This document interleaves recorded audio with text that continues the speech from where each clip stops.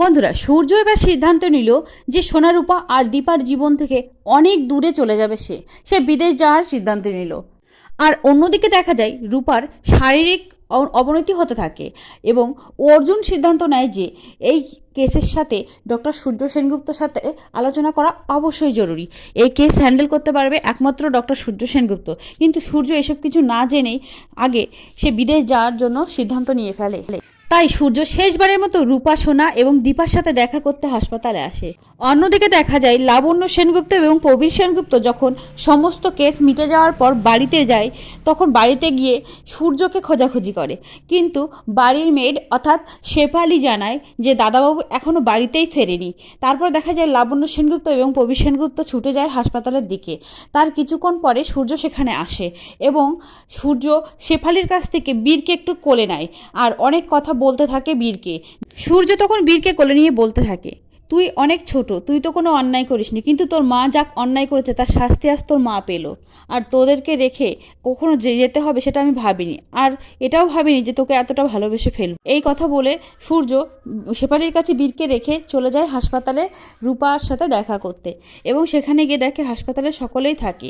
অর্জুন দীপাকে জানায় যে রূপার শরীরে আরও কিছু সমস্যা ধরা পড়েছে, কিন্তু এই কেসটা হ্যান্ডেল করার জন্য আমাদের ডক্টর সূর্য সেনগুপ্তকেই দরকার। এই কথাগুলো অর্জুন সূর্যের সাথে আলোচনা করার আগে সূর্য সেখানে আসে এবং সূর্য সকলের কাছে ক্ষমা চায়, বিশেষ করে দীপার কাছে অনেক ক্ষমা চায় আর বলে, দীপা তুমি পারলে আমাকে ক্ষমা করে দিও, আমি অনেক অন্যায় করেছি তোমার সাথে, তোমার মেয়েদের সাথে। এই কথাগুলো বলে সূর্য নিজের পকেট থেকে একটা কাগজ বের করে দীপার হাতে দেয়। আর দীপা জিজ্ঞাসা করে, এটা কি?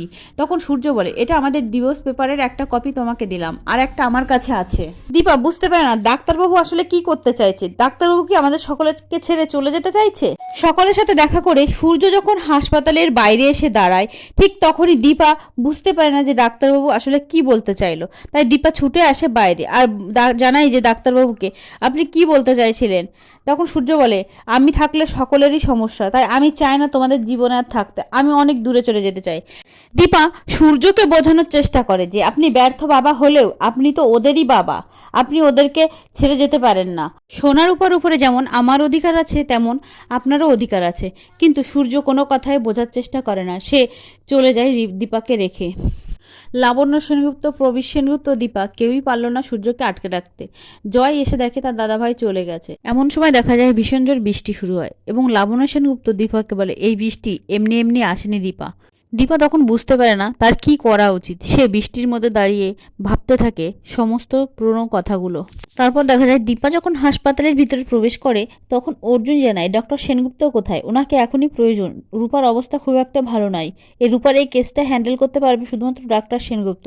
তখন এমন কথা শুনে দীপা উত্তেজিত হয়ে পড়ে আর সূর্যকে ফিরিয়ে আনার চেষ্টায় সে এয়ারপোর্টের দিকে চলে যায়।